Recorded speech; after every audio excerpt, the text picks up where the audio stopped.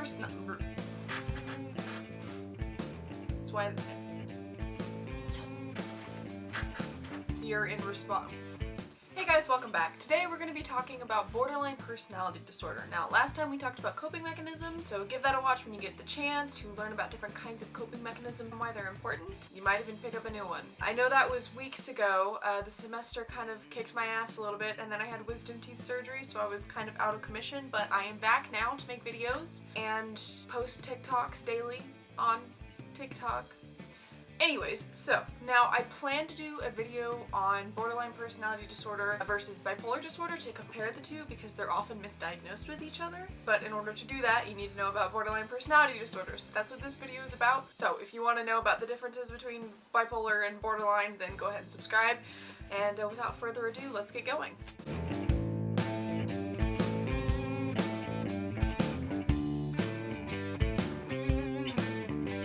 Borderline personality disorder is a personality disorder, obviously, meaning it affects the cognition, the feeling and thinking, and the behavior of a person. Think of it as the dysregulation of emotions. It's marked by a continuous pattern of varying moods, self-image, and behavior. Things are often viewed in extremes. The symptoms often result in impulsive behaviors and unstable relationships, including the relationship with the self. There's a lot of uncertainty regarding how one sees themselves and their role in the world, so their interests, their values, decisions can change kind of quickly and suddenly. So let's talk symptoms. Trying to avoid real or imagined abandonment. This can look like rapidly initiating intimacy or intimate relationships emotionally or physically, or cutting off communication with someone in anticipation of abandonment. Because of this, people with borderline personality disorder often have a pattern of intense and unstable relationships because they swing from extreme closeness and love to extreme dislike or anger. People with borderline personality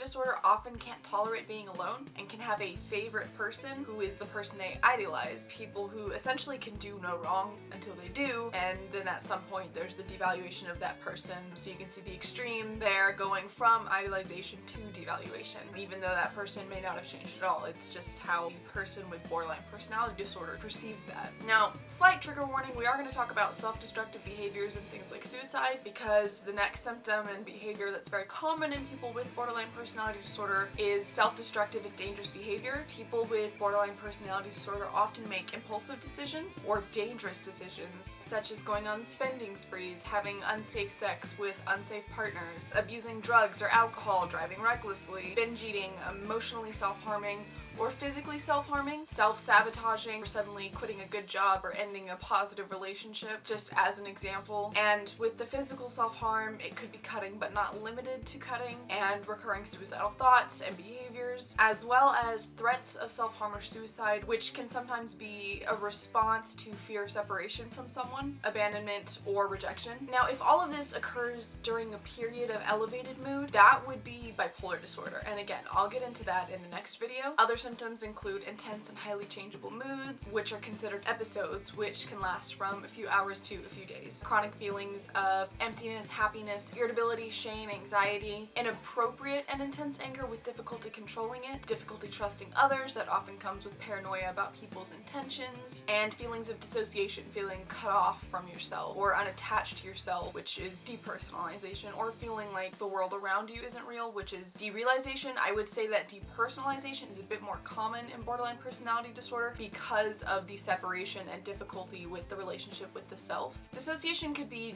anything from daydreaming to completely disconnecting from yourself, or feeling like you aren't real, or like you're really in a movie and you're not really controlling yourself, but again, that's a topic for another video. Another symptom is the distorted and unstable self-image, or the relationship with the self that's really unstable. This person's interests will change often, as will their personality, because they don't know who they are and they have a hard time defining themselves. This relates to the depersonalization, as I was saying, because of the rapid change in self-identity can lead them to feel like they're bad people or that they don't exist at all. There are also periods of stress stress-related paranoia, and loss of contact with reality, like psychosis, which can be part of the episode, again, lasting a few minutes, a few hours to a few days. And this loss of contact with reality can be part of derealization or psychosis. Those are the main symptoms of borderline personality disorder, and not everyone will have every single symptom or have it the same. There's going to be varying presentations of borderline personality disorder, so keep that in mind when people get a diagnosis or when you're looking at a diagnosis.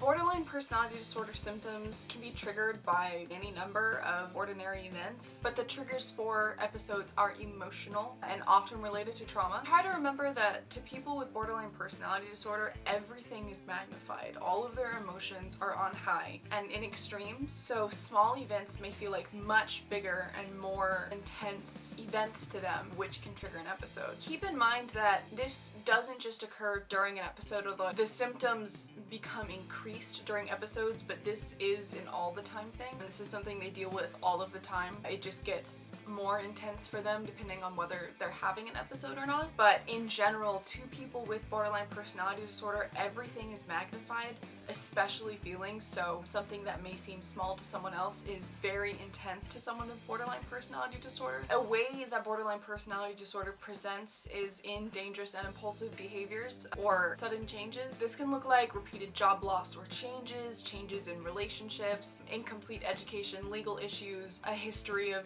accidents like car accidents or physical injuries, unplanned pregnancies, STDs, involvement in toxic or abusive situations, conflict and instability in relationships, and attempted or completed suicide. Now, what causes borderline personality disorder is unclear. It's thought to be a combination of things. No, don't touch the camera. No. But risk factors for developing borderline personality disorder include a family history, brain factors such as structural or functional impairments or changes that impair impulse control and emotional regulation, and environmental factors such as trauma, abuse, or stress, abandonment, adverse childhood experiences, as well as unstable and invalidating relationships and hostile conflicts. These aren't definite signs that someone will develop borderline personality disorder. Someone could have all of these risks and not develop borderline personality disorder, whereas someone may have very few risks and develop borderline personality disorder. Borderline personality disorder typically develops by early adulthood, and it seems to get worse in young adulthood and then better gradually the older you get. Now let's talk diagnosis and treatment. Newer evidence-based treatments have been known to help people with borderline experience fewer and less severe symptoms, as well as have an improved quality of life. If you have borderline personality disorder, you need specialized evidence-based treatment, otherwise the treatment you may be going through may not be benefiting you. It can take time for the treatment to really have an effect, so be patient if you are in treatment or are getting into treatment. It's not an easy fix. People who don't receive adequate treatment who have borderline personality disorder are more likely to develop other medical or mental illnesses and less likely to make healthy lifestyle choices. If you get a diagnosis, they'll often complete a thorough interview to assess your personality and your mood as well as your medical state to ensure that there's nothing else causing these symptoms before they diagnose you with borderline personality disorder. They'll look at potential trauma and instability, family history, and rule out anything else. Psychotherapy is the first line of treatment for borderline personality disorder, and there's two types.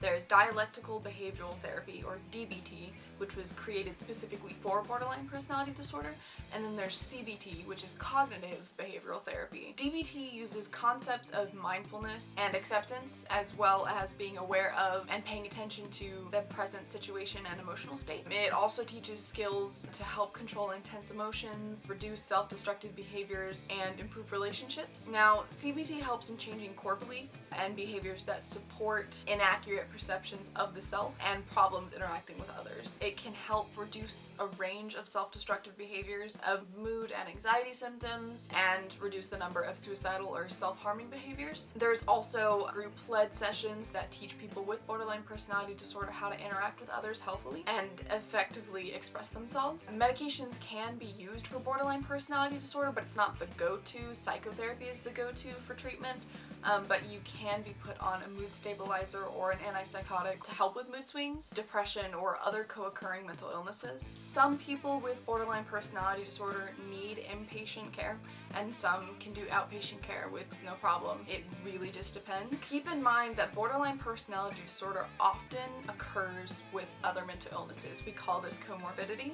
People with borderline personality disorder can be more likely to have symptoms of depression, bipolar disorder, anxiety disorders, substance use disorders, other personality disorders, and eating disorders. Again, that's a topic for another video. The symptoms of borderline personality disorder overlap with a lot of other mental illnesses, which can put you more at risk for having them, but also just makes it hard to diagnose what's going on. Now, something I want to brush up on before we end the video is the stigma surrounding borderline personality disorder. When people look at the symptoms and behaviors or come into contact with someone who has borderline personality disorder, they often see those people negatively. So let me make something clear. These people are not bad people. They are not choosing this for themselves. They cannot help it. It's a disorder of their personality. That's really tough. That's a lot to handle, and it can make them miserable. So think twice before you judge someone or believe that they're a bad person just because they have borderline personality disorder. They can be some of the most empathetic and compassionate people you'll ever meet because they've been through a lot and they understand. They go through a lot. If you have borderline personality disorder, you can get treatment and live